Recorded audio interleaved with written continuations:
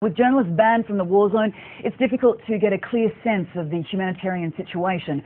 Well, joining me now on the phone is Suresh Bartlett. He's the World Vision National Director in Colombo. Suresh, thank you so much for joining us.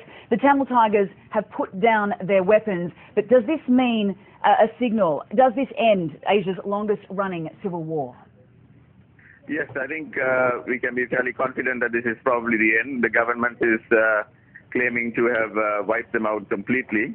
So I think we will find out shortly. But I think the most encouraging thing, of course, is that the balanced civilians who were caught up there are all starting to come out and have basically come out to the transit centers and are now moving to the internally displaced centers in Vavunia. So that's what we've been waiting for, and that's the most encouraging sign out of this whole process. How many civilians remain trapped in this combat zone? Well, I mean, the UN estimated about 50,000 plus, and yesterday we had confirmation from the government that since Thursday we've had 75,000 people coming out.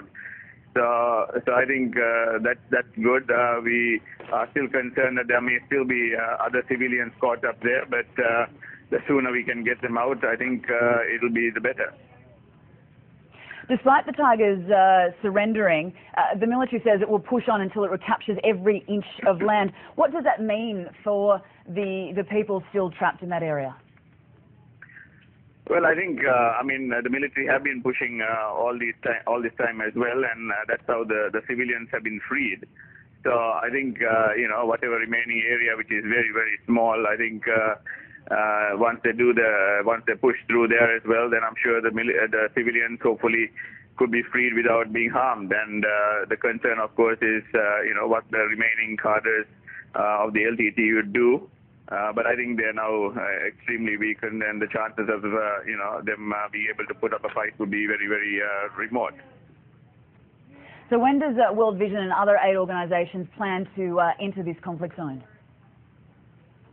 No, I mean, we've not had access to the conflict zone now for many, many months. And I mean, that's been the issue, particularly with regards to the people who were there. And as a result of it, food was difficult to get through to the latter part of the stage because the conflict was so intense.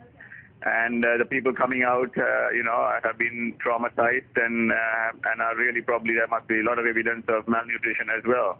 So certainly, I think what we need to do now is that even as they come out, to try and be able to respond to their urgent needs and to be able to provide them the shelter, the food, and particularly from our point of view, we are concerned about the children and the vulnerable groups as well. And the psychosocial support is probably one of the keys to trying to heal the situation from what it has been up to now.